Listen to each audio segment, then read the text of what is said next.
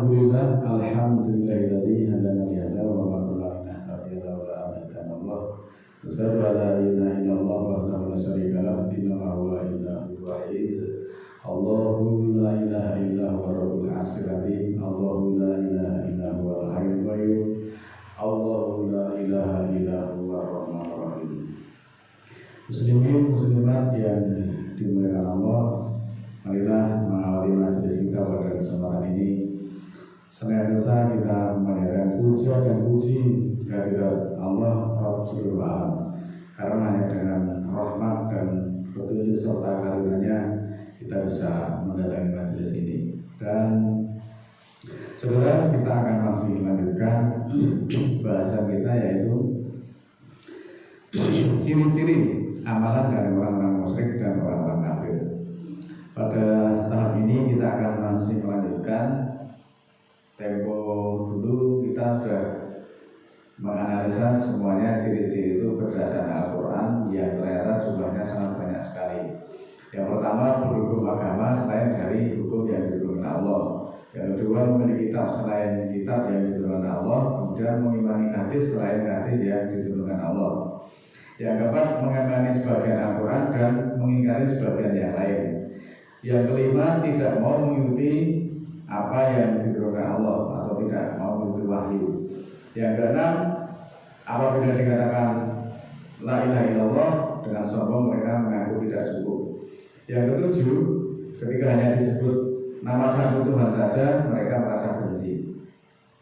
Pada kesempatan ini kita akan lanjutkan, yaitu ciri yang ke-8 dan yang ke-9.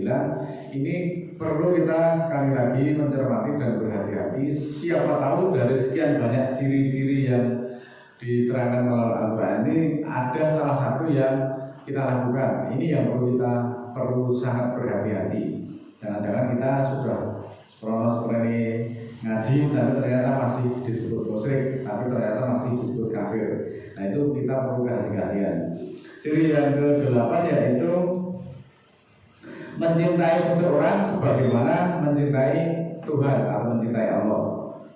Saudara, itu bahwa di antara manusia ada yang menjadikan sesuatu selain Allah itu dijadikan sebagai tandingan untuk menandingi Allah atau dijadikan serikat.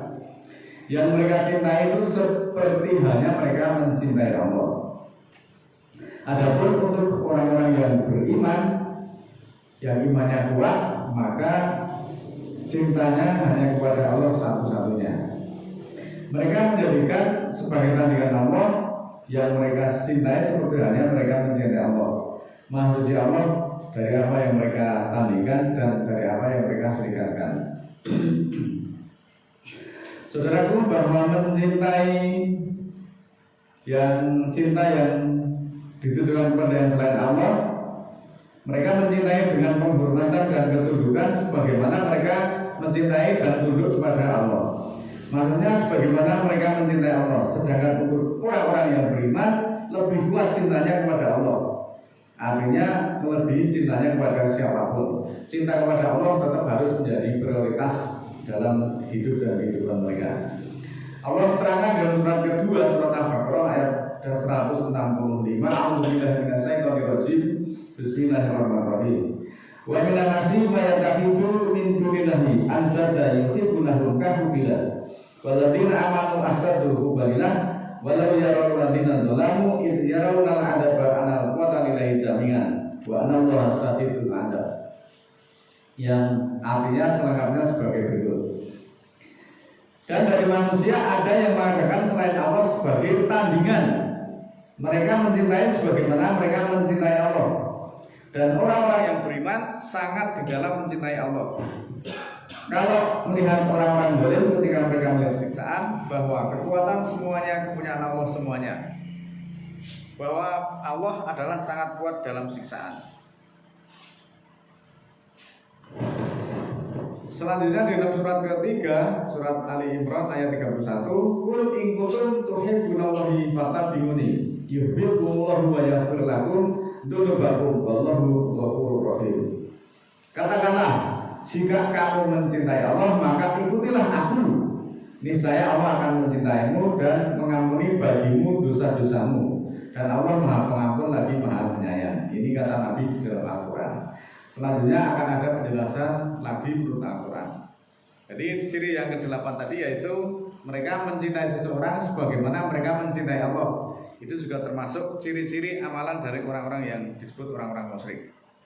Selanjutnya ciri yang 9 yaitu mereka melampaui batas di dalam memperlakukan Nabi. Nabi atau Rasul itu diperlakukan secara berlebihan. Ini juga kita perlu cermati di dalam surat ke-7 ayat 188. Kulla amliku li nafsi naf'an wa la dharra illa masya Allah walau kuntu a'lamul ghaiba lastaksartu minal khairi wa ma masani su'u inna ana ila nadhirun wa basirun liqaumi yu'minun. Katakanlah, tidaklah aku miliki bagi diriku manfaat dan tidak pula bahaya kecuali yang dikehendaki Allah. Kalau aku mengetahui hal-hal gaib, tentulah akan aku perbanyak yang baik-baik dan tidak ada kejahatan yang menyentuh aku. Bahwa aku hanyalah memberi peringatan, ini kata Nabi, dan kabar gembira bagi kaum yang beriman. Selanjutnya surat ke-72 ayat 21. Kul ini la amliku lakum dharra wala rasada. Katakanlah, aku tidak memiliki bagimu bahaya dan tidak pula kemanfaatan atau kesadaran. Saudaraku, dari dua ciri ini semuanya yang berangkat adalah Allah. Allah kemudian memberi pelajaran melalui ayat-ayat tersebut bahwa sejak peradaban kuno banyak sekali orang yang telah berupaya memberikan definisi dan mengartikan cinta. Namun tentu saja tidak ada satupun yang bisa mengejawantahkan cinta itu secara sempurna.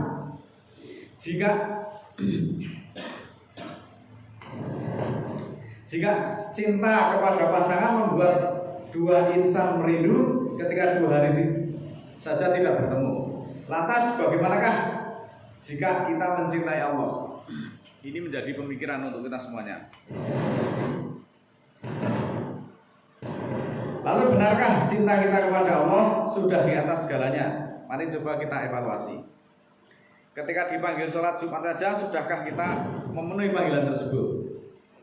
Ketika dipanggil untuk berjuang mendatangi kajian, maka lebih banyak absennya, lebih banyak bolongnya, lebih banyak pamitnya.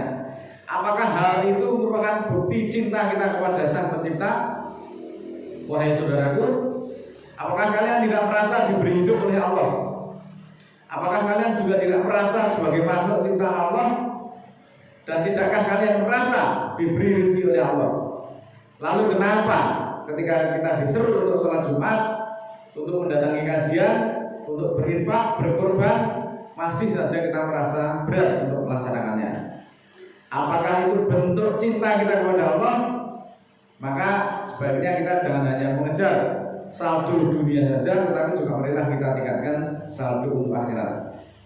Nah, itulah realitanya kenapa kita banyak lalai tentang mencintai Allah di atas segalanya. Padahal kesempurnaan yang abadi itu hanya kepada Allah. Manusia boleh menciptakan romantisme cintanya seromantis mungkin bersama pasangannya tercinta. Namun jika perpisahan itu sudah di depan mata, maka kesedihan dan kecewaan akan menghiasi keduanya. Dan romantisme yang seperti itu tidak akan pernah terjadi ketika kita bisa mencintai Allah di atas segala-galanya.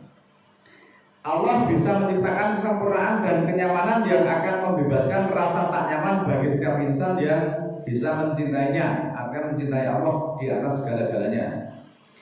Demikian juga dengan mencintai Rasul. Di dalam Al-Quran itu banyak sekali ayat-ayat atau kata-kata mencintai Rasul. Mencintai Rasul itu sekali lagi itu artinya harus kita semuanya harus mengikuti ajarannya. Rasul memuji Allah, maka kita harus juga memuji Allah sebagaimana yang dilakukan oleh Rasul. Rasul tidak pernah memuji dirinya sendiri, dan Rasul itu tidak pernah mengutamakan dirinya sendiri. Kita pun juga demikian halnya. Rasul itu tunduk patuh pada perintah-perintah Allah, maka kita juga harus tunduk patuh sebagaimana Rasul tunduk dan patuh terhadap aturan-aturan yang sudah ditetapkan Allah. Sekali lagi bahwa mencintai Rasul itu artinya kita harus mengikuti semua ajarannya, bukan hanya sekedar membuat selamatan, membuat tumpengan, membuat sesajen, membuat ingkung, kemudian menggelar sholawatan yang luar biasa meriahnya, bukan seperti itu. Ribuan kali kalian sholawat pun tidak ada manfaatnya ketika kalian tidak melaksanakan ajaran-ajaran yang disampaikan oleh Rasul melalui Al-Quran.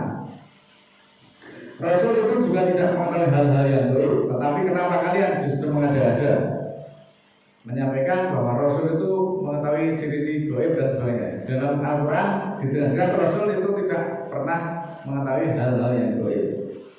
Rasul itu juga tidak memilih syafaat, karena Rasul paham semua syafaat itu punya Allah semuanya. Ini juga ditandakan dalam surat ke-39 ayat 44. Kulillahi syafa'atu jami'an. Nabi Muhammad itu diperintah oleh Allah untuk mengatakan kepada umatnya bahwa semua syafaat itu kepunyaan Allah semuanya. Maka janganlah minta syafaat itu kepada aku, tapi mintalah kepada Allah. Itu mestinya pemahamannya adalah seperti itu. Kemudian lalu kita berpikir apa bedanya dengan agama yang sebelah, yang mereka menganggap nabinya itu sebagai juru selamat. Di kita pun juga beda-beda tipis. Ada sebagian dari saudara-saudara kita yang nabi itu juga sebagai juru syafaat. Maka perhatikan surat ke-39 ayat 44 tadi, kulillahi syafa'atu jami'an, agar kita tidak nanti kecewa di akhirat. Kita semuanya harus meminta syafaat kepada Allah. Siapapun di dunia ini, apapun pangkat dan kedudukannya, semuanya harus meminta syafaat kepada Allah, bukan kepada seseorang, bukan kepada makhluk. Ini menjadi bahan evaluasi bagi diri kita semuanya yang masih mempunyai pendengaran, penglihatan, kalbu dan mental. Karena Allah punya kuasa untuk menyambut semuanya kapan saja dan di mana saja. Saudaraku, inilah kita sudah sampai ciri-ciri yang ke-8 dari sekian puluh ciri amalan orang-orang kafir dan orang-orang musyrik. Ini perlu kita sampaikan karena apa? Ini sebagai bahan evaluasi untuk kita semuanya, tidak bermaksud untuk menyudutkan atau memojokkan pihak-pihak tertentu. Ini untuk evaluasi kita semuanya yang memang mau berpikir, yang mau menggunakan nalarnya secara baik. Jangan-jangan dari sekian puluh ciri itu ada salah satu yang menjadi atau yang pernah kita lakukan. Oleh karena kita agar berhati-hati, jangan sampai kita sudah sekian puluh tahun mengikuti kajian, belajar tentang petunjuk Allah yang ada di dalam Al-Quran, tapi ternyata kita masih melakukan kemusyrikan dan kita juga masih disebut sebagai orang-orang yang disebut kafir berdasarkan kriteria yang Allah tetapkan. Allah berhak menentukan atau membuat kriteria siapa yang beriman, siapa yang disebut musyrik, siapa yang disebut kafir. Itu Allah mutlak mempunyai hak karena Allah yang menciptakan surga dan neraka. Dan kita semuanya akan memohon surga itu kepada Allah, maka sudah sepastinya dan sepatahnya kita mengikuti apa yang dihukumkan oleh Allah di dalam Al-Quran. Dan kita tidak boleh mengambil kewenangan Allah karena semua hukum itu adalah kepunyaan Allah. Inil hukmu ilallah, menetapkan hukum hanyalah hak Allah. Kita tidak boleh menjadikan hawa nafsu kita sebagai Tuhannya, sehingga kita sering mencari-cari kesalahan orang lain, sehingga kita sampai melupakan apa yang kita laksanakan, justru sebenarnya bergelimang dengan dosa karena hanya mengikuti don, mengikuti dugaan, dan mereka hanya mengira-ira. Ini yang harus kita hindari. Dan pada kesempatan berikutnya kita akan masih dalami lagi, masih banyak lagi ciri-ciri yang ke 10, 11, 12, 13 dan sebagainya yang ternyata itu semuanya masih disebut orang musyrik dan orang kafir ketika kita semuanya melaksanakan hal tersebut. Tentu ini juga sekali lagi ketetapan ini adalah Allah yang menetapkan, mau tidak mau kita harus patuh dan tunduk terhadap hukum-hukum Allah yang dihukumkan untuk seluruh manusia. A'udzubillahi minasyaitonirrajim. Bismillahirrahmanirrahim. Allahumma ighfirli walil mu'minina wal mu'minat al ahya'i minhum wal amwat innaka sami'un qaribun mujibud da'wat innaka 'ala kulli syai'in qadir. Ya Allah, ya Rahman, ya Rahim. Kami menghaturkan rasa syukur atas segala nikmat dan keberkahan-Mu yang telah Engkau limpahkan kepada kami hingga saat ini. Ya Allah, Ya Rahman, Ya Rahim, berikanlah keberkahan ke dalam hati kami agar semua bentuk kemarahan berganti dengan cahaya dan kasih sayang-Mu sehingga hati kami menjadi semakin damai. Ya Allah, Ya Rahman, Ya Rahim, berikanlah keberkahan di dalam hati kami agar semua kesombongan dan keangkuhan berganti dengan cahaya dan kasih sayang-Mu sehingga kami menjadi orang yang rendah hati. Ya Allah, Ya Rahman, Ya Rahim, berikanlah keberkahan di dalam hati kami agar semua perasaan iri, dengki berganti dengan cahaya dan kasih sayang-Mu sehingga hati kami menjadi lebih pasrah. Ya Allah, Ya Rahman, Ya Rahim, berikanlah keberkahan di dalam hati kami agar semua perasaan ingin menonjolkan diri berganti dengan cahaya dan kasih sayang-Mu sehingga hati kami menjadi semakin lapang. Ya Allah, Ya Rahman, Ya Rahim, berikanlah keberkahan ke dalam hati kami agar kami menyadari dan dengan mudah memberi maaf kepada siapapun yang melakukan kesalahan kepada kami dengan setulus-tulusnya sehingga hati kami menjadi semakin jernih. Subhana rabbika rabbil izzati amma yasifun, wassalamun alal mursalin, walhamdulillahi rabbil alamin. Wassalamualaikum warahmatullahi wabarakatuh.